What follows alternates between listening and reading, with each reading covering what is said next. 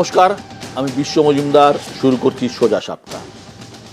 1.5 বছরেও কম সময় বাকি পশ্চিমবঙ্গে বিধানসভা ভোটের। তার আগে বড়সড় পরীক্ষা হয়ে গেল এই 24-এই। প্রথমে লোকসভা ভোট, তারপর 6 বিধানসভা আসনে উপনির্বাচন। বহু প্রশ্নের উত্তর দিল এই বাই ইলেকশনের ফল। ভোটের রিপোর্ট কার্ড বলছে বাংলায় তৃণমূলের জনপ্রিয়তা একদম অটুট। উত্তরবঙ্গে ফিকে হচ্ছে গেরুয়া। আরজি করের আন্দোলন বিশেষ নম্বর দিল না সিপিআইএমকে। আর কংগ্রেস তো লড়াইই নেই। অর্থাৎ ইস্যু আছে, বিক্ষোভ আছে, কিন্তু বিরোধীদের ঝুলিতে ভোট নেই। তবে কি মহিলা ভোটই তৃণমূলের জয়ের কারিগর, নাকি ছন্ন ছাড়া বিরোধী বলেই ভোটে তাজা তৃণমূল? এই নিয়েই আমাদের আজকের আলোচনা, আমাদের আজকের মোশন। ভোট ক্যালেন্ডারে শুধুই হার, বিরোধী বিপর্যয়ের দায় কার? আর এ নিয়ে বলার জন্য যারা আমার সঙ্গে আজকে স্টুডিওতে এসেছেন বা রয়েছেন, প্রথমে আলাপ করিয়ে দিই। আমার একদম বাঁদিকে রয়েছেন সিপিআইএমের পক্ষে দেবাশিস সরকার। দেবাশিস, আপনাকে স্বাগত। পাশে রয়েছেন বিশিষ্ট রাজনৈতিক বিশ্লেষক সুমন ভট্টাচার্য। সুমন, স্বাগত। রয়েছেন বিজেপির পক্ষে দেবজিৎ সরকার। দেবজিৎ, আপনাকেও স্বাগত। রয়েছেন কংগ্রেসের পক্ষে অভিষেক বন্দ্যোপাধ্যায়। অভিষেক, স্বাগত। এবং তার পাশেই রয়েছেন ডক্টর শশী পাঁজা, রাজ্যের গুরুত্বপূর্ণ মন্ত্রী এবং তৃণমূল কংগ্রেসের পক্ষে। আমাদের আজকের ইস্যু ভোট ক্যালেন্ডারে শুধুই হার, বিরোধী বিপর্যয়ের দায় কার? প্রথম বক্তা আমি অভিষেককে দিয়ে শুরু করব, কারণ এবারের যে 6টি বিধানসভা উপনির্বাচন হয়েছে, কংগ্রেসের ফলাফল খুব খুব খারাপ। একই সঙ্গে ঝাড়খণ্ডেও কংগ্রেস এমন কিছু করতে পারেনি, এবং মহারাষ্ট্র তো তাদের বড় সড়ো বিপর্যয় ঘটেছে। অভিষেক। আচ্ছা, প্রথম কথা হচ্ছে যে ইনিশিয়ালি যে কবিতাটা ছিল, খুব সুন্দর একটা কবিতা ছিল, যে বিরোধীরা মোজে বিক্ষোভে স্লোগানে, তৃণমূল তাজা ভোট ময়দানে, 26-এর আগে অক্সিজেন ঘাস ফুলে। তো আমার হঠাৎ মনে হলো যে তাজা তো শুধু তৃণমূল ভোটের ময়দানে নয়, কারণ একবার শুনেছিলাম যে নেতাও নাকি তাজা হয়, সৌজন্য আরাবুল। তো আমার হঠাৎ মনে হলো সুকুমার রায়ের রাজ্যের বাসিন্দা হওয়াতে আমাদেরও ছড়াটা আসে। তৃণমূলে নেতা তাজা, আছে তাজা বোম, ভোটে তাজা যেটা সত্যি হলে সত্যি তেমন আন্দোলন। কেন আন্দোলনটা সত্যি?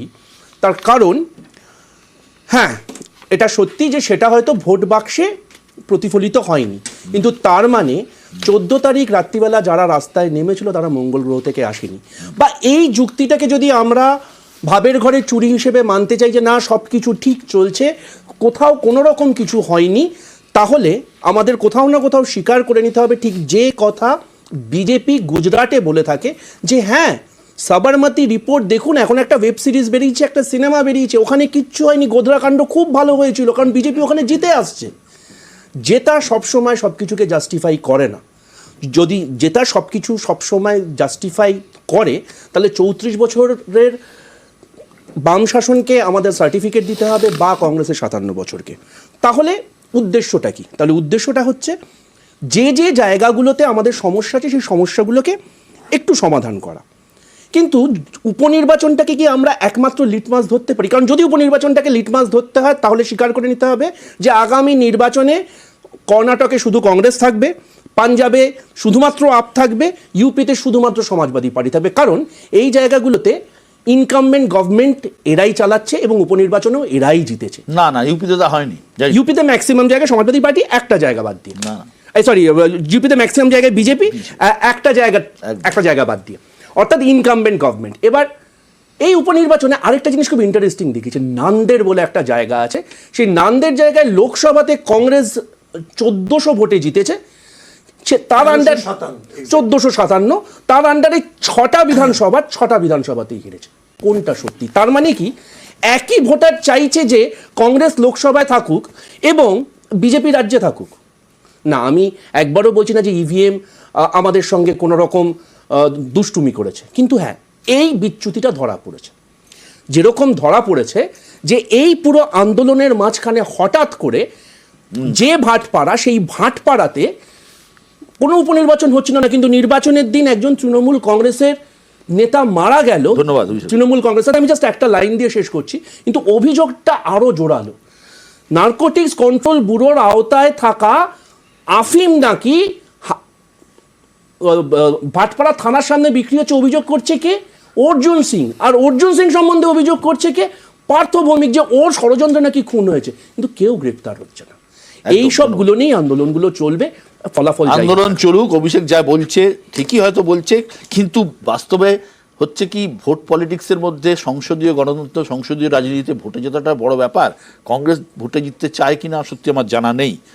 আমরা আসবো আলোচনায়। পরের বক্তা দেবাশিস সরকার। দেবাশিস দা, সিপিআইএম এই যে এত বড় একটা আর্যিকর আন্দোলন হলো, সে আন্দোলনে তো একটা বড় ভূমিকা বামেরা নিয়েছিল, কিন্তু ভোটে তো কোনো প্রভাব নেই। আমরা দেখতে পাচ্ছি একমাত্র তালডাংরায় কিছুটা ভোট পেয়েছে, আর নৈহাটির হাল তো সবাই জানেন। রেফারেন্সটাও বোধহয় ঠিক না, প্রশ্নটার মধ্যেও গণ্ডগোল আছে। এই কারণে বুঝতে হবে যে আরজিকর কাণ্ডের যে দুর্নীতি সামনে এসছে, আরজিকর কাণ্ডে এটা বাস্তব, এর মধ্যে কোনো বিতর্ক নেই যে একজন অন ডিউটি ডক্টর খুন হয়েছে। এগুলো কোনো পলিটিক্যাল পার্টির বিষয় না, আমি বলছি এগুলো ফ্যাক্টস। প্রমাণ লোপাটের অভিযোগ উঠেছে, এটা এখন অভিযোগ আকারে আছে। একটা সরকারি হসপিটালে তদন্ত করতে গিয়ে থ্রেট কালচার বিষয়টা এসেছে, যেটা এতটা গুরুত্বের জায়গায় গিয়েছে যে মাননীয় মুখ্যমন্ত্রী দফায় দফায় সে বিষয়টাকে টেবিলে রেখে এমনকি লাইভ ক্যামেরার সামনে সেসব আলোচনা হচ্ছে। এগুলো একটাও সিপিএম পার্টির বিষয় না, ভুল করে সিপিএম পার্টিকে ট্যাগ করলে চলবে না। যেটা বুঝতে হবে যে এটা কোনো রকম কোনো পলিটিক্যাল পার্টির বিষয় নয় যে 2011-তে মানুষ পরিবর্তন চেয়েছিল, পরিবর্তনের পর 2011 থেকে 24 পশ্চিমবঙ্গের রাজনীতির ইতিহাসে বা পশ্চিমবঙ্গের ইতিহাসে এরকম কোনো দশক এর আগে পশ্চিমবঙ্গ তার অভিজ্ঞতার মধ্যে নেয়নি, যেখানে কোনো একটা দিন আমরা কোনো না কোনো ক্ষেত্রের ভয়ঙ্কর দুর্নীতি নিয়ে, সিপিএম পার্টির না, তোমরাই সন্ধ্যাবেলা আলোচনা করো অথবা ছাপার কাগজে ছাপে, কোনো পলিটিক্যাল পার্টির বিষয়বস্তু নয়। অর্থাৎ এই দুর্নীতির মাল্টি ডাইমেনশনাল যে ইস্যুস, এর বাইরে বেরিয়ে এক দশক পশ্চিমবঙ্গ হাঁটতে পারছে না, কোনো একটা দিন কোনো একটা দপ্তর হাঁটতে পারছে না, এরকম অভিজ্ঞতা পশ্চিমবঙ্গ স্বাধীনতা পরবর্তী অবস্থায় কোনো এক দশকে আসেনি। এটা আবার বলছি, তৃণমূলের বিষয় নয়, কংগ্রেসের বিষয় নয়, বিজেপির বিষয় নয়, সিপিএমের বিষয় না, আমি এটা বাস্তব অভিজ্ঞতা পশ্চিমবঙ্গে। ইডি সিবিআইতে মিছিল করে সাংসদ, বিধায়ক, বিভিন্ন স্তরের প্রতিনিধিরা যাচ্ছে, দপ্তরে থাকা অবস্থায় কাস্টডিতে যাচ্ছে, এই অভিজ্ঞতা পশ্চিমবঙ্গের রাজনীতির ইতিহাসে কখনো ছিল না। অর্থাৎ এই সবগুলো কিন্তু বাস্তব। এটা ঠিক ভুল মানুষ গ্রহণ করছে না, আলটিমেটলি ভোটটা মানুষ সামাজিক প্রকল্পগুলোকে গুরুত্ব দিয়ে সেখানে গিয়ে ভোট দিচ্ছে, এর আলাদা বিচার বিশ্লেষণ হবে। এই যে জায়গাটা অনেক বেশি ইম্পর্টেন্ট, সেটা হচ্ছে যে পশ্চিমবঙ্গ এমন একটা রাজনৈতিক বাতাবরণের মধ্যে দিয়ে হাঁটছে, সেটা রাজ্যের কোনো মানুষের পক্ষে কাঙ্ক্ষিত নয়। পশ্চিমবঙ্গ এমন একটা অর্থনীতির মধ্যে দিয়ে হাঁটছে, রেকর্ড পরিমাণ বিনিয়োগের জায়গা স্তব্ধ হয়ে গেছে। রেকর্ড বললাম সরকারি তথ্যের বিচারে। কেউ যদি গত এক দশকের সাথে তার পেছনে প্রচুর ন্যায় অন্যায়ের মধ্যে থেকে 34 বছর কেটেছে, চলে গেছে, মানুষ ভোট দিয়ে বলেছে আপাতত তোমরা বিরোধীর জায়গায় এবং শূন্যের জায়গায় থাকো।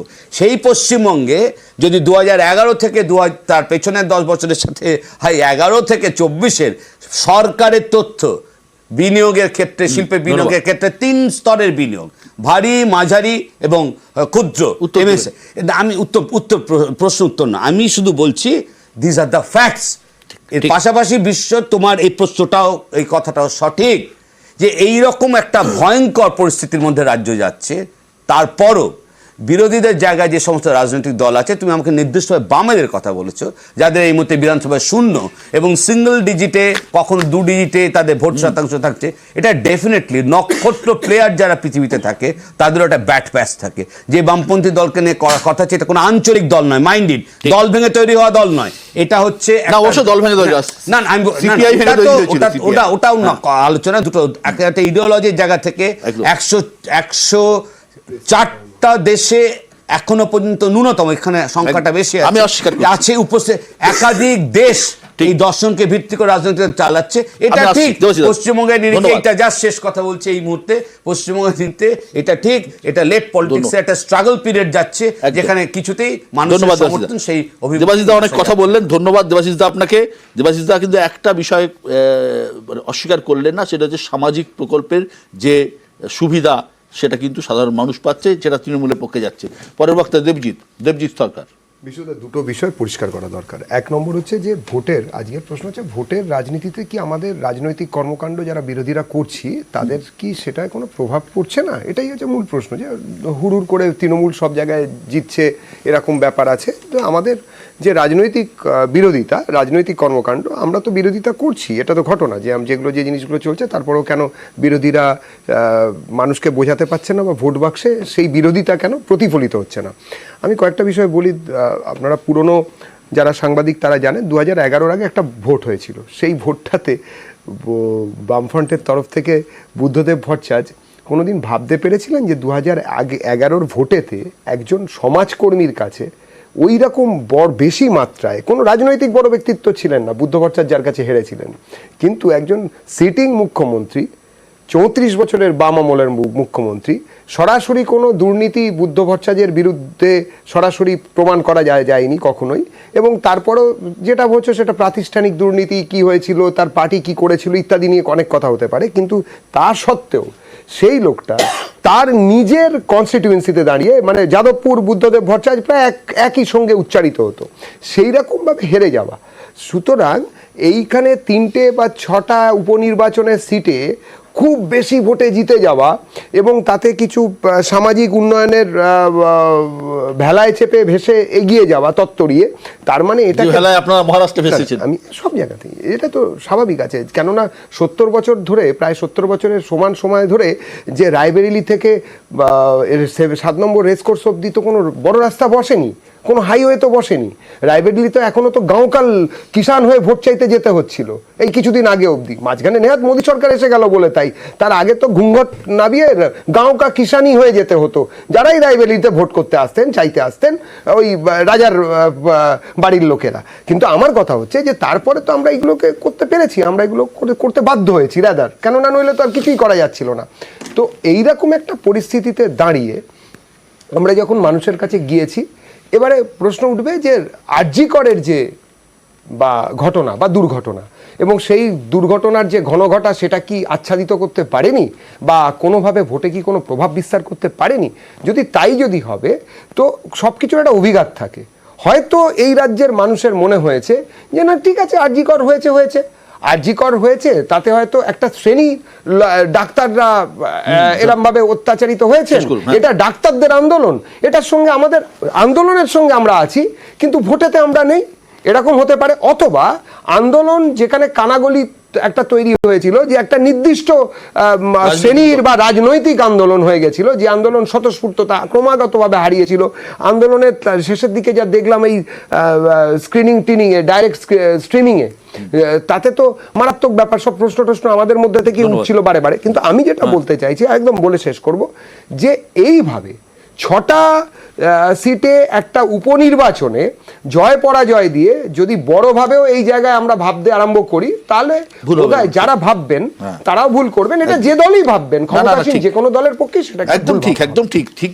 নির্বাচনের 1.5 বছর বাকি আছে, এটা ঠিকই দেবজিৎ, 1.5 বছরে অনেক কিছু হতে পারে, কিন্তু কোথাও একটা আজ হয়তো পাওয়া যায়। যেমন আমরা 2009 সাল থেকে বুঝতে পারছিলাম, 2008-এর পঞ্চায়েত নির্বাচন, আমার যদ্দূর মনে পড়ছে সুমন বলতে পারবে, তারপরে 2009-এর লোকসভা নির্বাচন, আমরা বুঝতে পারছিলাম একটার পর একটা বাই ইলেকশন হচ্ছিল, যে কোন দিকে হাওয়া বইছে, কোন দিকে হাওয়া যাচ্ছে।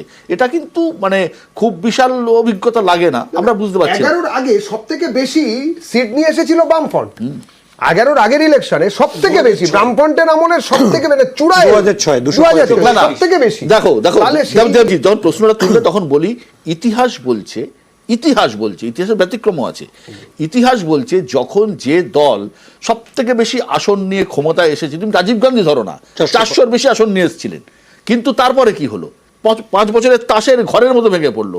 কিন্তু এখানেও তৃণমূল বিশাল সিট নিয়ে এসেছে, কিন্তু এখনো পর্যন্ত তৃণমূল ভেঙে যাওয়ার বা এর কারণে ইঙ্গিত কিন্তু নেই, বরং মজবুত হচ্ছে। তোমরা মাদারিহাট হারালে, তোমাদের নিজেদের 62 সাল থেকে মাদারিহাট কোনোদিন তৃণমূল পায়নি, 62 সাল থেকে ছিল লেফটের দখলে, 2016 থেকে বিজেপির দখলে, মাদারিহাট হারিয়ে ফেললে। দক্ষিণবঙ্গে উত্তরবঙ্গের এত বড় একটা সিট। আমি আসবো, আমি এটা নিয়ে পরে নিশ্চয়ই আসবো। ডক্টর শশী পাজা। প্রথমত বলে দিই যে তৃণমূল কংগ্রেস যে বাইপোলসগুলো জিতেছে, যতগুলো নির্বাচন 2021-এর পরে, যে তথাকথিত সেটা তো বিধানসভা পুরো নির্বাচন, আর এইগুলো যে নির্বাচনগুলোকে তারা অস্বীকার করার চেষ্টা করছেন কিংবা মানছেন না মানুষের রায় ইত্যাদি। আমরা মনে করি প্রত্যেকটা নির্বাচন অত্যন্ত গুরুত্বপূর্ণ এবং প্রত্যেকটা নির্বাচন তৃণমূল কংগ্রেস পজিটিভ ভোটে জিতেছে এবং এইখানে মাননীয় মুখ্যমন্ত্রী একজন মুখ্যমন্ত্রী হিসেবে দক্ষ প্রশাসক, একটা দলের সভানেত্রী হিসেবে তার মজবুত সংগঠনকে সামনে রেখে কিন্তু তৃণমূল কংগ্রেস এইবারও এই 6টিতে জেতা। আমাদের যেটা কষ্ট হয়, মানে যেহেতু তারা প্রত্যেকেই বলেছেন যে প্রথমত ধরুন কংগ্রেসেরই কথা বলি, যে কংগ্রেস অনেক কথা বললেন স্পোক্সম্যান, কিন্তু এই কথাটা বললেন না যে কংগ্রেস দল এবার একটু বিশ্লেষণ করুক, একটু আত্মসমীক্ষা করুক, সেটা আপনারা বলছেন না। সিপিএম এর ক্ষেত্রে দেখুন, সিপিএম এই যে আপনি যখন আরজি করের ইত্যাদি সমস্তটা বললেন, তো আর সিপিএম তো নিজে গুলিয়ে গেছিল যে ওরা আসলে জাস্টিসটা চাইছে না আসলে রেজিগনেশনটা চাইছে। মানুষ কিন্তু এই খেলাগুলো বুঝতে পেরেছেন। মানুষ কিন্তু যখন হাসপাতালগুলোতে গেছেন, তারা যখন সে পরিষেবা পাননি, তারা দুঃখ প্রকাশ করেছেন। মুখ্যমন্ত্রী এইটুকু বলেছেন যে আন্দোলনকে আমরাও সমর্থন করি, এই ন্যায় বিচার হোক, এবং তাই জন্য অপরাজিতার মতো বিল বিধানসভাতে অগস্ট মাসে সেটা ইন্ট্রোডিউস করা হলো, সেপ্টেম্বরে ইন্ট্রোডিউস করা হলো। অর্থাৎ বিচার তো আমরাও চাইছি। অনুরোধটা মুখ্যমন্ত্রীর এটাই ছিল যে স্বাস্থ্য পরিষেবা যেন ব্যাহত না হয়, কিন্তু স্বাস্থ্য পরিষেবাকে গ্যাম্বল যারা করেছেন, আজকে কোথাও না কোথাও সেই রেজাল্টটা আপনারা নির্বাচনে দেখছেন। কেন শূন্য হলাম আজ অবধি সিপিএম কিন্তু এই মূল্যায়নটা করলো না। এখন স্ট্রাগল পিরিয়ডে যাচ্ছি ইত্যাদি যাচ্ছি সমস্তটা বললেন, আর বিনিয়োগের কথা তো আপনারা বলবেনই না, নৈতিকতা নেই আপনাদের বলা। প্রত্যেকটি ফ্যাক্টরিগুলোতে তালা ঝোলানো, জঙ্গি ট্রেড ইউনিয়নিজম করা এবং সেই স্ট্রাইকের দিনগুলোকে ভুলে গেছেন, যেগুলোকে আমরা টাটা গুড বাই করেছি। সেই আমেজ পরিবেশ তৈরি করতেও আমাদের অনেক স্ট্রাগল আমাদের করতে হচ্ছে। গণতন্ত্রের রায়টাকে মানতে হবে। আমরা লক্ষ্মী ভাণ্ডারের কথা বলেছেন আপনারা, লক্ষ্মী ভাণ্ডারকে তাচ্ছিল্য করেছে, ছোট করেছে, এই তো ডোলস, এটা ফ্রিবিজ, এটা ভিক্ষা, সমস্তটা। তারপরে ওই মহিলাদের অস্তিত্ব, তাকে সম্মান তো দূরের কথা, তাদেরকে ছোট করেছেন। আজকে তাদেরকে স্বীকার করতে হচ্ছে তারা প্রি ইলেকশনে মহারাষ্ট্র বলুন, অন্যান্য রাজ্য বলুন, মধ্যপ্রদেশে তো করেছিল, কারণ আমরা তো 2021-এ স্টার্ট করেছি, 2023-এ তারা করলো। লক্ষ্মী ভান্ডার আদলে তারা কিন্তু প্রকল্পগুলো করলো, উমেন ভোটার্সদের ভোটার হিসেবে রেকগনাইজ করলেন। দিদি সেটা করলো কি, শুধু ভোটার নয়, প্রত্যেকে সম্মান দিতে হবে। এই জায়গায় আমরা এই পজিটিভ ভোটের কথা বলছি। বিজেপিকে একটা কথা বলতে হবে, একটা অত্যন্ত গুরুত্বপূর্ণ বিষয় যেটা উঠে আসছে, এটা নিয়ে আমরা আলোচনা করছি না, বলছি মহারাষ্ট্রতে আপনি জানেন, এবং অত্যন্ত রেপুটেড ডক্টর পারাকালা প্রভাকর এটা নিয়ে বলেছেন, যেটা যে অদ্ভুতভাবে আপনি ইলেকশন কমিশনকে তিনি তো প্রশ্ন করছেন, ইলেকশন কমিশন কিন্তু জবাব দিচ্ছে না, যে 5টার সময় ভোটার টার্ন আউট আপনি বলছেন হয়েছে 58.22%, একটা এক্সাম্পল।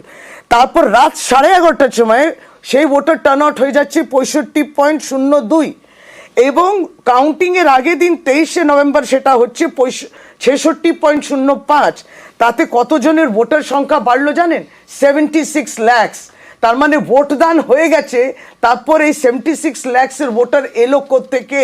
সুতরাং মহারাষ্ট্রের প্রশ্ন থাকতে পারে, কিন্তু আমরা যেটা বলি যে মমতা বন্দ্যোপাধ্যায়ের যে দক্ষতা, সেটা কে আপনারা ডিমেরিট করবেন না, মানে সেটাকে রেকগনাইজ করতে হবে, এবং তারপরে রাজনৈতিক কথা, রাজনৈতিক লড়াই। এইটা শশীদি যেটা বললো, নাটসেলে যেটা দাঁড়ায় সুমন, সেটা হচ্ছে যে কোথাও একটা মমতা বন্দ্যোপাধ্যায়ের নেতৃত্বের কাছে যেটা যেটা বাস্তবের একটা চিত্র উঠেও আসছে, সেটা হচ্ছে বিরোধীরা কিছুটা ছন্নছাড়া হলেও এত বড় বড় ইস্যু গত 1 বছর তো আমরা দেখেছি পশ্চিমবঙ্গে, দেখিনি তা তো নয়, কিন্তু সে নিয়ে রাস্তায় নেমে আন্দোলন করার যে জায়গা, সেটা সেভাবে কেউ করতে পারলো না, যার জন্য গত 1 বা 1.5 বছর বা 2 বছর ধরে এ রাজ্যে কোনো ইস্যু দানা বাঁধলো না, যা মমতা বন্দ্যোপাধ্যায় সরকারকে অস্বস্তিতে ফেললো না।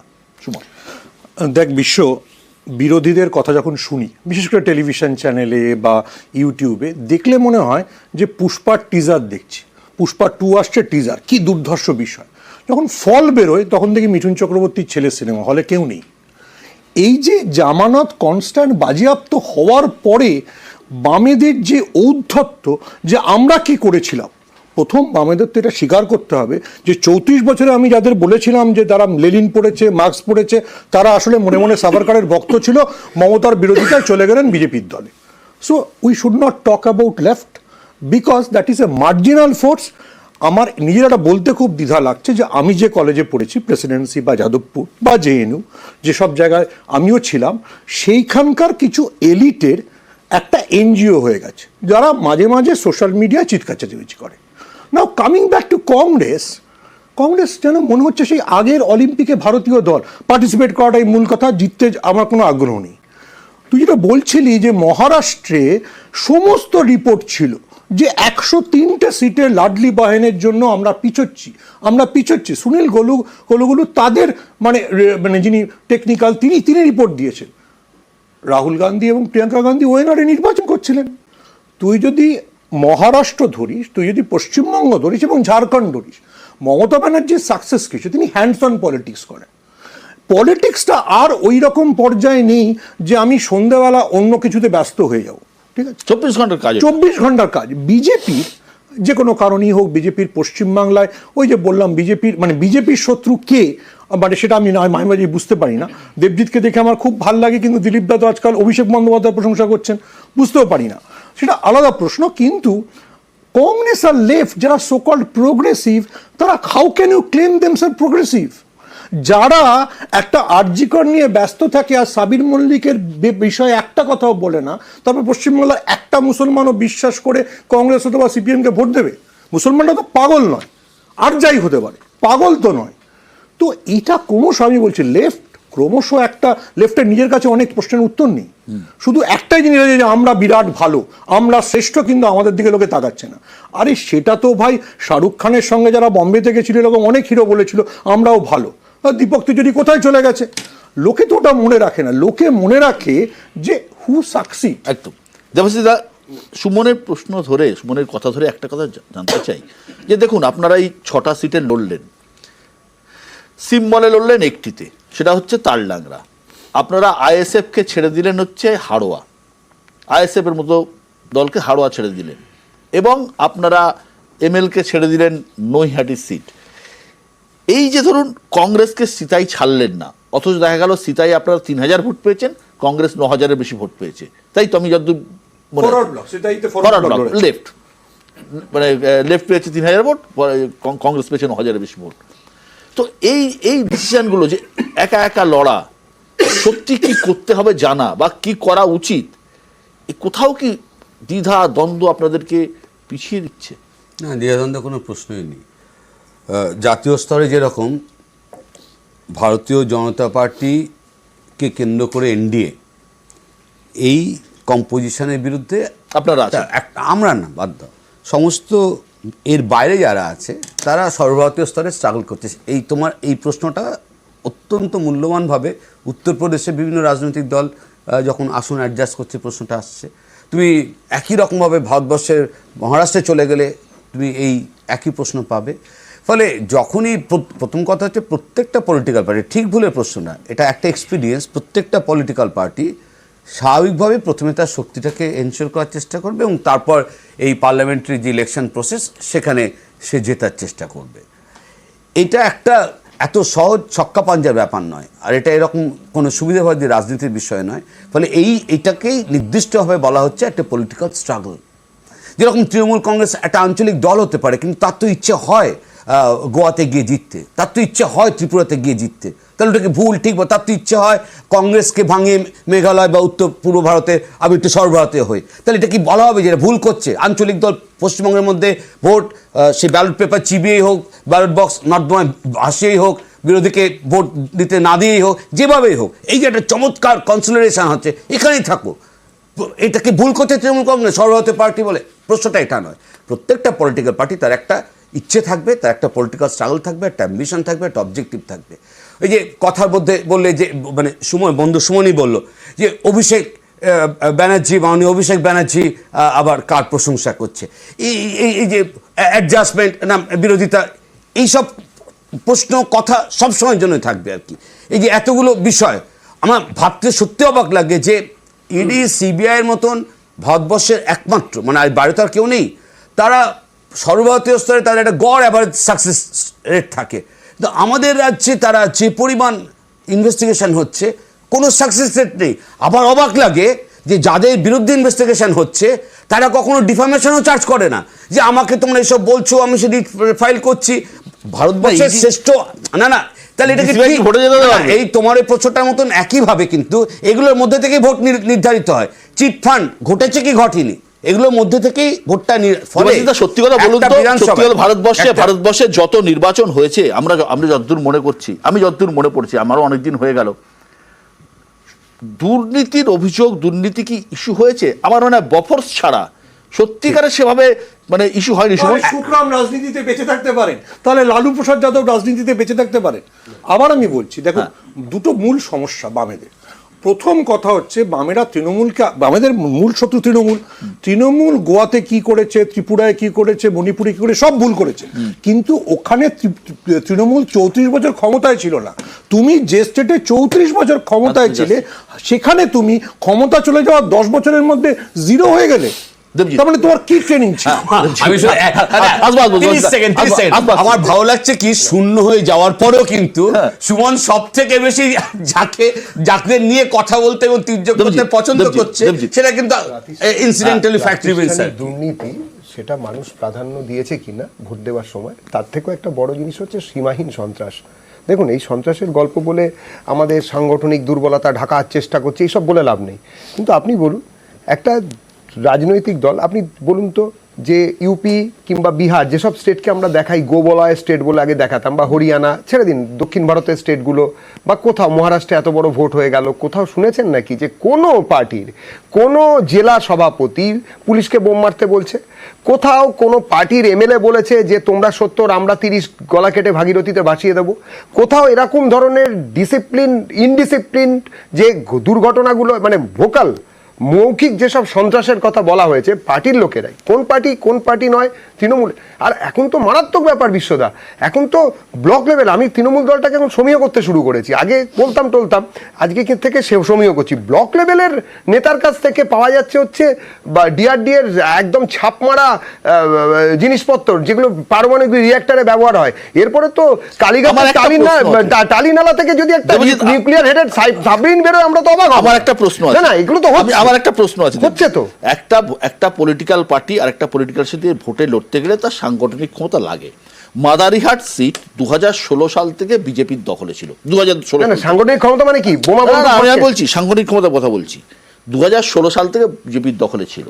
মাদারিহাট সিটের মধ্যে একটা অধিকাংশ জায়গা চা বাগান, এবং ওইখানে প্রায় 100টা বুথ আছে, যেটা বিজেপির কট্টর জায়গা। মনোজ টিগ্গা ওখানকার এমএলএ ছিলেন। একদম স্ট্যাটিস্টিক্স বলছে এবারের ভোটে 6 মাস আগে যে ভোট হয়েছে, সে ভোটে এই 100টা বুথে অধিকাংশ বুথ বিজেপি জিতেছে। এবারে স্ট্যাটিস্টিক্স, এই 100টা বুথের মধ্যে 81টা তৃণমূল জিতেছে, 19টা বিজেপি জিতেছে। কেন হচ্ছে এরকম? আমি আবারও বলতে চাই, এই যে হঠাৎ উলট পুরাণ ঘটা, এটাতে তো এরকম হতে পারে না যে একটা নতুন কোনো কিছু সমীকরণ তৈরি হয়েছে। মাদারিহাটে কি হয়েছে এই কদিনে, যে একদম চা বাগানে আপনারা প্রতিশ্রুতি দিয়েছেন, পালন করতে পারেননি। আমি বলি দেবজিৎ পুরনো ছেলে আরএসএস এর। যেটা হয়েছে যে ওখানে মাদারিহাটে যাকে প্রার্থী করা হয়েছে তার নাম রাহুল লোহার। তার বাবা সিটুর 19 জনকে পুড়িয়ে মারার জন্য অভিযুক্ত। তো আরএসএস এর লোকরা গিয়ে রাহুল লোহারকে ভোট দেবে? আমি উদাহরণ দিচ্ছি। দেখুন, আমাদের সমস্যা হচ্ছে আমরা সবাই তো এসি হলে বসে থাকি। তালড্যাং রায়, যাকে বিজেপি প্রার্থী করেছে, অনন্যা রায় চক্রবর্তী, তিনি 1.5 মাস আগে অবধি তৃণমূলের কাউন্সিলর ছিলেন, আর তার স্বামী কংগ্রেসের জেলা পরিষদ সদস্য।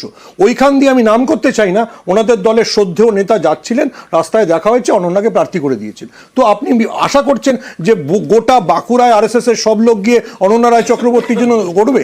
দেখুন, আপনি যদি রাস্তা থেকে খুঁজে এনে রোল করান, সে সত্যজিৎ রায় হলে আপনি সিনেমা হিট করাতে পারেন, কিন্তু শুভেন্দু অধিকারী বা সুকান্ত মজুমদার সত্যজিৎ রায় নয় যে তাদের জিতিয়ে দেবেন।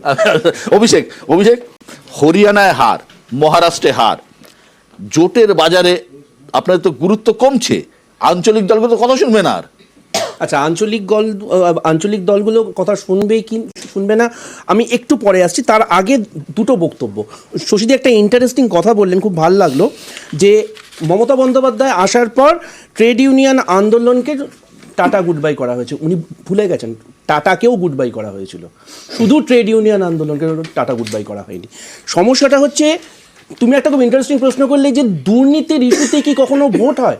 একদম, মানে হয়তো স্টেফেন হাউসের ঘটনা বা একটা বোফোর্স বাদ দিলে হয় না, কিন্তু তাতে দুর্নীতিটা চোখে বন্ধ করে থাকা যায় না। দুর্নীতিটা হয়েছে সেটা স্বীকার করে নিতে হবে। সেই মানে ওরম কথা মতো ঠিক আছে, ওর টাকা নাই কিন্তু কাজটা করে, মানে এফিসিয়েন্ট চোর। এটা কোনোদিন যুক্তি হতে পারে না। But okay, nothing success like success. আমাদেরকে স্বীকার করে নিতে হবে যে আমরা জিততে পারিনি। ঠিক যেরকম সুমনদাটা খুব ইন্টারেস্টিং কথা বললো যে 1980-র দশকের অলিম্পিকের মতো। আমি আচ্ছা, আমি একটা ছোট্ট কথা বলছি, ছোট্ট প্রশ্ন। তুমি আমাকে বলো অভিষেক, যে আমরা যারা জনগণ, যারা ট্যাক্স দিই, ভারতবর্ষের 100 কোটির উপর মানুষ, একটা আদানি ইস্যু, সেটা দুর্নীতির ইস্যু হতে পারে, কিন্তু সাধারণ মানুষের কি এসে যায়? পার্লামেন্ট দিনের পর দিন বন্ধ, 7 দিন ধরে পার্লামেন্ট বন্ধ।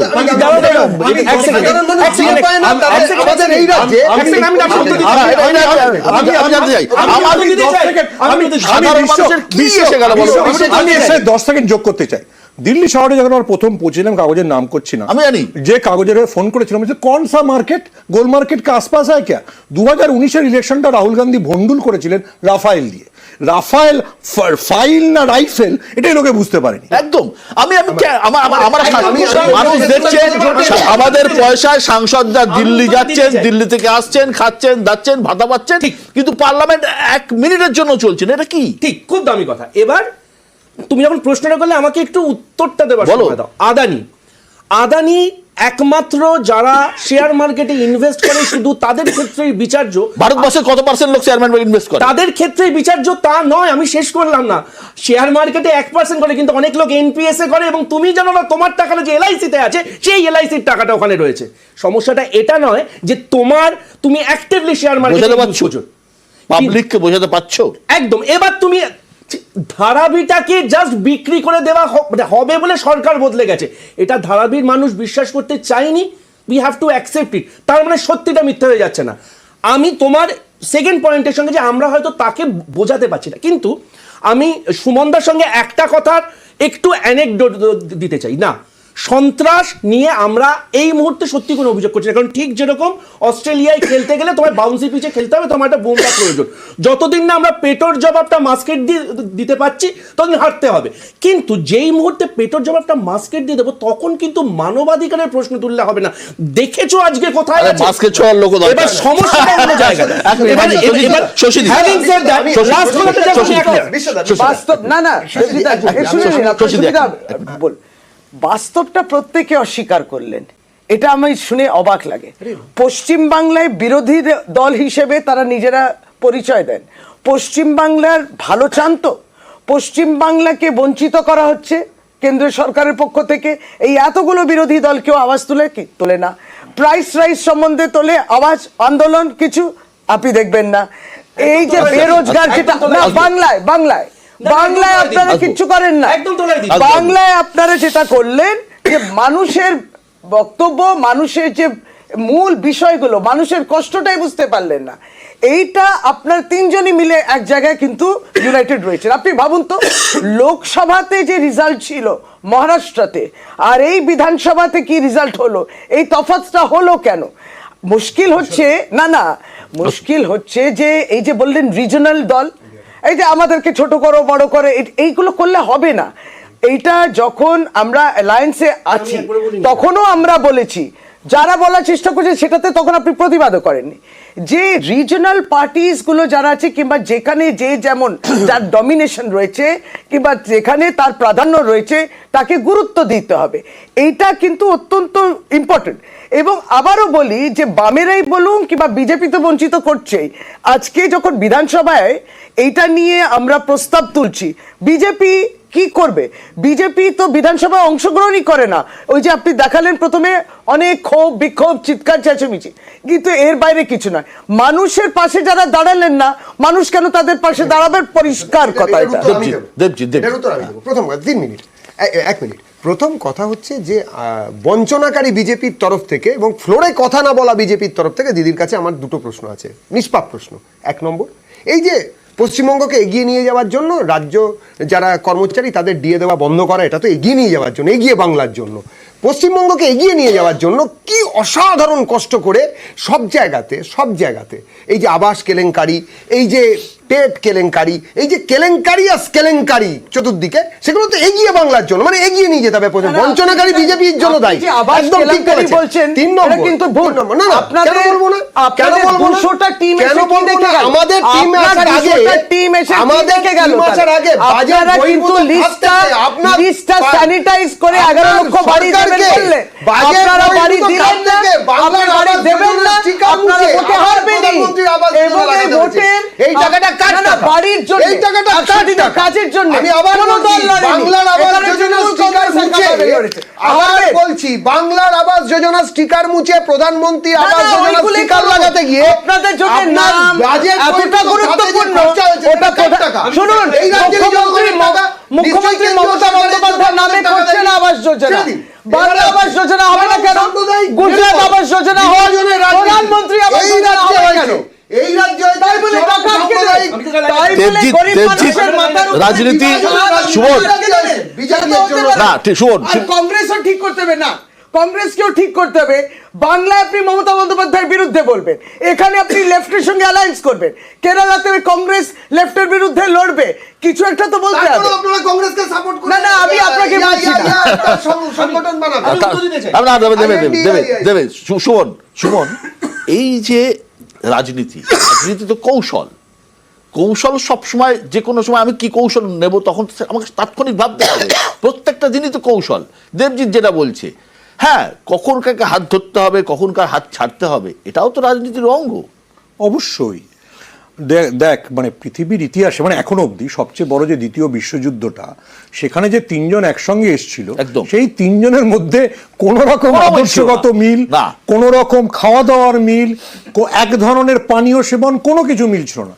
এবং 3 জনের মধ্যে অনেকে বেশ যথেষ্ট চরিত্রের দিক থেকে খারাপ লোক ছিল, কিন্তু দে ডিফিটেড হিটলার। সো আপনাকে তো স্ট্র্যাটেজি করতে হবে। এবার সমস্যা হচ্ছে, দুটো সমস্যা। বামেদের নিয়ে আলোচনা করে লাভ নেই। বামেদের প্রথমত বুঝতে হবে যে তাদের নাম পরিবর্তন করে সোশ্যাল ডেমোক্র্যাট পার্টি হলে, কংগ্রেসের অনুষঙ্গে থাকলে, যেমন মমতা বন্দ্যোপাধ্যায় এসইউসিকে সিট দিতেন, তেমনি কংগ্রেসও তামিলনাড়ু টাড়ুতে সিট দেবে, বামেরা বেঁচে থাকবে। But main opposition, so call main opposition Congress, they have to be on the ground. আমি মমতাকে গালাগাল দেবো, আমি তেজস্বীকে গালাগাল দেবো, আমি হেমন্ত সোরেনকে গালাগাল দেবো, কিন্তু আমি নিজে কি করছিলাম? আমি তো এটা স্বীকার করি এবং মনে করি, এটা স্ট্যাটিস্টিক্স, যে কংগ্রেসের কাছে 2024-এর ইলেকশন আগে অবধি 20% ভোট ছিল। তো Congress has a role to play. Congress যখন মহারাষ্ট্রে নির্বাচন হচ্ছে এবং যখন রোজ রিপোর্ট আসছে যে গ্রাউন্ডে তুমি স্লিপিং, তখন তুমি তো উদ্ধব ঠাকরে আর শরদ পাওয়ার, আমাদের শরদ পাওয়ারের বয়স 80 পেরিয়ে গেছে, তুমি তার উপর ছেড়ে দিয়ে ওয়ে না, যেটা তোমার জেতা আসুন, এটা আলাদা কথা। যদি না ওনাদের খুব কংগ্রেসের সিপিআইয়ের প্রতি রাগ হয়ে থাকে যে দেখাবো যে সিপিআইকে হারাচ্ছি, তাছাড়া তো ওয়েনারে যাওয়ার কোনো কারণ নেই। আমি তো যেখানে আমার জেতার চান্স আছে সেটা করব। দেখ, অস্ট্রেলিয়া ক্রিকেট, আবার কে যেন ক্রিকেটের উদাহরণ দিচ্ছিল, স্লেজিং। অস্ট্রেলিয়ান ক্রিকেটের নিয়ম হচ্ছে যে তুমি সিঙ্গেল নিয়ে পারলে যেত, তুমি যদি 4-6 না পারো তুমি যেত, তুমি কিছু তো করো। কিছু তো। অভিষেক যেটা সুমন বলল, আমি ঘটনাচক্রে গতকাল হেমন্ত সোরেনের শপথ অনুষ্ঠানে ছিলাম। একটা সব কংগ্রেস একার ক্ষমতা এই মুহূর্তে ভারতবর্ষে একটি স্টেটে আছে, আমি ছোট স্টেট ধরছি না, সেটা যে কানাডা। সেই 3টে স্টেটে আছে, কর্ণাটক, হিমাচল আর তেলেঙ্গানা। আমি ছোট স্টেট ধরছি, আচ্ছা হিমাচল আর তেলেঙ্গানা ধরছি না, আমি তেলেঙ্গানাও ধরছি না। কংগ্রেস একার ক্ষমতায় একটা স্টেটে, বড় স্টেটে আছে, সেটা হচ্ছে কর্ণাটক। কংগ্রেস যখন আমরা ধরে নিয়েছিলাম হরিয়ানা হয়তো দারুণ রেজাল্ট হবে, হরিয়ানা হাতছাড়া হয়ে গেল। মহারাষ্ট্র সমস্ত সমীক্ষা বলছিল ভালো রেজাল্ট হবে। কংগ্রেস সেই রোলটা প্লে করতে পারলো না। লড়াই হলো পাওয়ার ভার্সেস পাওয়ার, লড়াই হলো উদ্ধব পন্থী শিবসেনা ভার্সেস শিন্দেপন্থী শিবসেনা, এবং মাঝখান থেকে বিজেপি ক্লিন সুইপ করে বেরিয়ে গেল এবং একক সংখ্যাগরিষ্ঠের কাছাকাছি পৌঁছে গেল। পশ্চিমবঙ্গ একই অবস্থা। হেমন্ত সোরেন কালকে একা শপথ নিলেন কেন? তার কারণ আমি যা খবর পেয়েছি, ওখানে গিয়ে কংগ্রেসের 16 জন বিধায়কের কে মন্ত্রী হবে তাই নিয়ে তুমুল গন্ডগোল চলছে। হেমন্তের সংখ্যা 34, ওখানে সিপিআইএম এর 2 36, ওখানে লালুরা 4 40, ম্যাজিক ফিগার হচ্ছে 41। একটা মাত্র দরকার। কংগ্রেসের 16 জন ঠিক করে উঠতে পারছেন না কে মন্ত্রী হবে। আমি 2 সেকেন্ড যোগ করি। বিধানসভা নির্বাচনের আগে ওখানকার যিনি চার্জে ছিলেন, যিনি ঘটনাচক্রে পশ্চিমবঙ্গের চার্জে, অথচ গোলাম মোহাম্মদ না, গোলাম মোহাম্মদ মীর, মীর। তার প্রতি হেমন্ত সোরেন এত বিরক্ত ছিলেন, ফোন করে তিনি রাহুল গান্ধীকে বলেন, Rahul Gandhi had to fly back from Wayanad to Ranchi, বসে উনি সিট সেটেল করেন।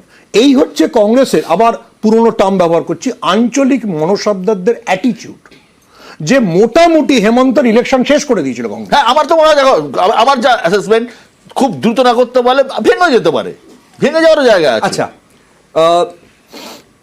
বলতে চাইছি, ঝাড়খণ্ডে বিজেপির ঝাড়খণ্ডে মুখ্যমন্ত্রী শপথটা হয়েছে, মহারাষ্ট্রে থাম্পিং মেজরিটির পর এখনো মুখ্যমন্ত্রী ঠিক হয়নি।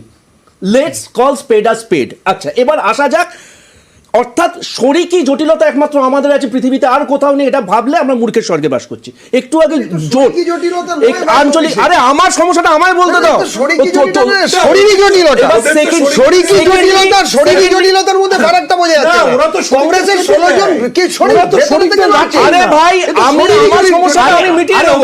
অভিষেক 10 সেকেন্ড তোমায় বুঝতে হবে, শরীরই জটিলতা। ওরা শিন্ডেকে নিয়েছিল, ওটা ছিল প্রথম পলিটিক্যাল অগ্নিবীর।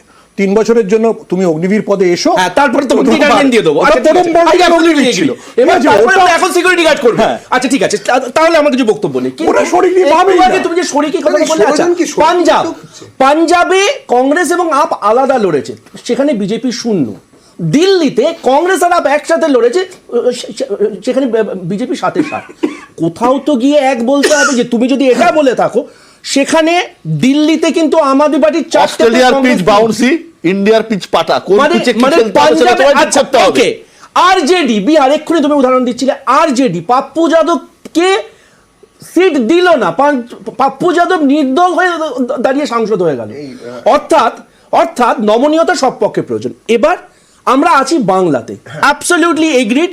আমাদের সংগঠনটা মালদা, মুর্শিদাবাদ, দিনাজপুর, একটু বাদুড়িয়া, এরকম পকেট ছাড়া নেই। এবং যে 6টা জায়গাতে লড়াই হয়েছে, সেখানে গত 40 বছরে আমাদের ভোটের পার্সেন্টেজ 2 থেকে 2.5%-এর বেশি নয়। একটু আগে না, 40 বছরে না, বাদুড়িয়াতে তোমরা আমি তোমাদের বাদুড়িয়াতে বিরুদ্ধে- লড়াই হয়নি, বাদুড়িয়া লড়াই আব্দুল হয়নি। গফরের সিট। আরে আমি এই 6টার মধ্যে গফর সাহেবের সিট। আমি বললাম বাদুড়িয়া বাদ দিয়ে। পাশের হারোয়াতে তোমরা ছিলে না? আরে হারোয়াতে কবে আমরা ছিলাম? হারোয়া সবসময় এটা বলো যে অধীর চৌধুরী দায়িত্ব নিয়ে মুসলমানদের বলেছে, যা আমাদের থেকে যা, আচ্ছা, যা আমাদের থেকে যা। কনফিউশন, এটা খুব ইন্টারেস্টিং কথা বললেন দিদি। ওকে, দিদির বক্তব্য অনুযায়ী যে আমরা কেরালাতে কেন লড়াই করছি, এখানে কেন একসঙ্গে লড়ছি, আমি অলরেডি আম আদমি পার্টির উদাহরণ দিলাম। এবং সেখানে দাঁড়িয়ে পাঞ্জাবের ভোটাররা অসম্ভব বোকা এবং দিল্লির ভোটাররা বুদ্ধিমান, এইটা ভাববার কোনো অর্থ নেই। হ্যাভিং সেড দ্যাট, এখানে তাহলে মমতা বন্দ্যোপাধ্যায়ের রাজনৈতিক বক্তব্যটা কি? যে শোনো, আমি যা খুশি করি না কেন, তুমি কিন্তু কিছু বলতে পারবে। আমি কেন বলবে না? আমি কেন বলবে না? তাহলে শশীদি, তার আমি কারণ একটা হচ্ছে প্রশ্ন করব। এবং মমতা আমি শশীদিকে বন্দ্যোপাধ্যায় জানি। সম্মেলনীতে সরকারি টলিউড থেকে এবং দিয়ে টলিউড পাচ্ছে থেকে না। কাকে মমতা বন্দ্যোপাধ্যায় নেবেন না, সরকারের তরফ সেটা থেকে। উনি ঠিক করে আমি দেবেন। শশীদিকে জানবো, শশীদি, সেই কংগ্রেস ওদের হাত ধরতে দৌড়চ্ছে। দেবজিৎ এত লাফালাফি করছে কেন? আপনারা যেভাবে ঝাড়খণ্ডে প্রচার করেছেন, অত্যন্ত নিন্দনীয়। আপনি ঘুষপেটিয়া থেকে আরম্ভ করে সমস্ত নিয়ে এসেছিলেন ঝাড়খণ্ডে। পরিষ্কার মেনে নিন, বাংলায় মমতা বন্দ্যোপাধ্যায় বিজেপিকে হারিয়ে দিয়েছে, হেমন্ত সোরেন ঝাড়খণ্ডে হারিয়ে দিয়েছে বিজেপিকে। ওই ধরনের নির্বাচনী প্র্যাকটিস করবেন না। আবারও করব, এত লাফালাফি কিসের? গ্যারান্টি দিচ্ছি। আমরা দাদা কি বলছেন? ঘুষপেটিয়াদের আবার ঘুষপেটিয়া না, বলবো। আমরা আবার ঘুষপেটিয়াদের ঘুষপেটিয়া বলবো। বাংলাদেশ থেকে অনুপ্রবেশকারী মুসলমানরা আমাদের দেশে ঘুষপেটিয়া আমরা আবারও বলবো। সাম্প্রদায়িক আমি 10 সেকেন্ড বলি, আমি 10 ঘুষপেটিয়াদের বাংলাদেশ আমরা নই। যারা শশীদি, শশীদি, দেবজিৎ প্লিজ, দেবজিৎ প্লিজ, দেবজিৎ থামো, দেবজিৎ থামো, দেবজিৎ প্লিজ, এক মিনিট, আসছি, অ্যাড করে দিই। হ্যাঁ। সেটা হচ্ছে দেবজিৎ এখানে যতই মেরুকরণের রাজনীতি করুক, মুসলিম বিরোধী কথাবার্তা বলুক, জয় শাহ কিন্তু রিয়াদেই IPL এর নিলাম করবে এবং সেখানে এবং আমরা ওখানে শিব মন্দির বানাবো। শশীদি, পরের টার্গেট 26-এর বিধানসভা ভোট। তৃণমূলের মূল লক্ষ্য কি? শহরের একটা ক্ষতি তো হয়েছে, আপনারা নিজেরাও স্বীকার করেন, মমতা বন্দ্যোপাধ্যায় বলেছেন যে শহরের ভোটে একটা ক্ষতি হচ্ছে, সেই ক্ষতিটাকে মেরামত করা, দেখি আরো বেশি করে গ্রামেকে কনসেন্ট্রেট করা। না, শহর এবং গ্রাম দুটোকে প্রাধান্য দিয়ে উন্নয়নের কাজ নিশ্চয়ই প্রকল্পের কাজ, আমাদের নিজেদের সংশোধনী, মানুষ সেটা বলুক কোথায় গন্ডগোল ইত্যাদি সমস্ত যা বলবে সমস্তটা আমরা শুনবো, এবং মাটির সঙ্গে কোনোদিন মাটির উপরে উড়বো না, মাটির সঙ্গে সম্পর্ক এবং সাংগঠনিক যে শক্তিটা আমাদের রয়েছে সেটাকে আরো বাড়ানো এবং আরো জিনিসটা সুন্দর স্বচ্ছভাবে করা। এবং মমতা বন্দ্যোপাধ্যায় সেই ডাইরেকশন খুব সুন্দরভাবে দিয়েছেন। এত পরিষ্কার কোনো রাজনৈতিক নেতা সারা ভারতবর্ষে কোনো রাজনৈতিক দল নেই যেটা তিনি পরিষ্কারভাবে নিজের দল সম্বন্ধে বলেন, সেটা তিনি পরিষ্কার করবেন। সুতরাং সেই স্বচ্ছতা আসবে। দেবাশিস দা, আরজিকর আন্দোলনের পুরোভাগে আপনারা ছিলেন, প্রচুর ভিড় হয়েছিল আপনাদের মিটিং মিছিলে। আমার প্রশ্ন, ভোট কোথায় গেল? এক। দুই হচ্ছে শহরাঞ্চলের বিভিন্ন জায়গায়, গ্রাম নয় শহর, আধা শহর, শিলিগুড়ি ধরুন, দুর্গাপুর ধরুন, আসানসোল ধরুন, হলদিয়া ধরুন, বিভিন্ন শহরাঞ্চলেও আপনাদের একটা প্রভাব তৈরি হয়েছিল, কিন্তু কোথাও না মানে ভোটে সেটা কনভার্ট হচ্ছে না। দেখো, ভোট কোনো রাজনৈতিক দলের ফিক্সড ডিপোজিট নয়। 34 বছর ধরে যখন বামফ্রন্ট ছিল, তোমার এই সমস্ত চর্চা ভয়ঙ্কর রয়েছে, তখনও পর্যন্ত একটা টার্ম বাদ দিলে সবকটা টার্মে ভোট বিশ্লেষণ করলে কিন্তু 50% কম মানুষের সমর্থন নিয়ে বামফ্রন্ট ছিল, ভাগাভাগি ছিল। হ্যাঁ, ওই তো 50%-এর ওপর এক্সিট করেছিল একটা মাত্র টার্ম, বাদ বাকি সবসময়ের জন্য তার থেকে কম ছিল। তার মানে বিরোধীদের এই পরিসরটা ছিল। এখন যেটা শূন্যর কাছে না গেলে শাসক দলের কোনো স্বস্তিই আসে না আর কি, এমনকি জিতে আসার পরও ওই জন্য পতাকা ধরে পাল্টাতে হয়। এখনো কিন্তু 50-এর রয়েছে। না না, আমি আসছি। 45 তো 45 এবার যে মূল কথাটা সেটা হচ্ছে যে, ফলে এই যে মানুষ কোনো একটা, এবং এটা তো আমরা সবাই জানি যে ল্যান্ড রিফর্ম পঞ্চায়েত 25 বছর গ্রাম বাংলার সমর্থন ধরে রেখেছিল, এটা নিয়ে সারা ভারতবর্ষে কোনো বিশ্লেষক তর্ক করবে না। কিন্তু এটা পাশাপাশি সমান সত্যি যে আজকের রাজনীতিটা বাম ঘরানার যে রাজনীতি, একদম জন্মলগ্ন থেকে দর্শন এবং প্র্যাকটিস যে ঘরানা, সেটা শুধুমাত্র পশ্চিমবঙ্গে বা জাতীয় স্তরে নয়, সারা পৃথিবী জুড়ে সেই ঘরানার পরিবর্তন ঘটেছে। খুব বড় কথা। মানে আপনারা পরিবর্তন করতে পারেননি। তুমি কনক্লুশনটা টানবে না, শুরুটা করবে, এটা করবে না। হ্যাঁ, কারণ তুমি আমার থেকে অনেক শক্তিশালী। এবার তোমাকে এটা বলি যে, সেটা হচ্ছে দিদি একটা কথা বলার মধ্যে বলেছিলেন, তার সাথে আমি সহমত হয়ে কথাটা বলছি, কনটেক্সটার সাথে একমত নই। সেটা হচ্ছে যে কোর ইকোনমিক ইস্যুস রাজ্যে হতে পারে, দেশে হতে পারে, লাস্ট আমেরিকার নির্বাচন হতে পারে, এখানে কাজ করছে না। অসম্ভব ভালো বিশ্লেষক, দীর্ঘ অভিজ্ঞতা এবং একাডেমিক্যালি রিচ, ও কথার মধ্যে কিন্তু মুসলমানরা কি যাবে করছে। তার মানে হচ্ছে পরিষ্কার বুঝে নিতে হবে, এই যে ঝাড়খণ্ড হলো আর কি, মূল বুঝে নিতে হবে লেফটের এই মুহূর্তে স্ট্রাগলটা শুধু এই রাজ্যে নয়, সারা পৃথিবী জুড়ে স্ট্রাগলটা হচ্ছে যে আইডেন্টিটি পলিটিক্স এবং কোর ইকোনমিক ইস্যুস। এই বামপন্থী দল দর্শন, তার অবস্থান, এই জায়গায় না, আমি এটা শেষ করছি কথা, এই জায়গায় তারা স্ট্রাগল করছে যে কিভাবে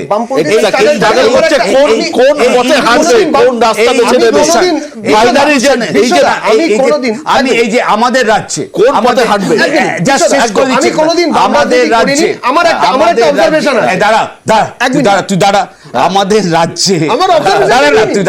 আমাদের রাজ্যে যদি নির্বাচনগুলোকে পুরোটা ক্যাপচার করা যায়, তার মধ্যে কিন্তু স্ট্রাগল করছে দল না, সিপিএম পার্টি না, স্ট্রাগল করছে মানুষের কোর ইস্যু আলোচনার মধ্যে আসতে পারছে না, নির্ধারণ করতে পারছে পুরোটাই কিন্তু জাতিগত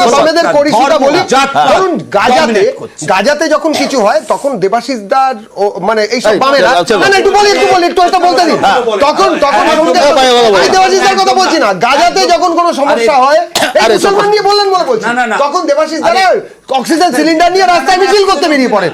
ঘরের পাশের বাংলাদেশে কি হচ্ছে তাই নিয়ে দেবাশিস দারা একটা মিলিমিটার মিছিল করেন না।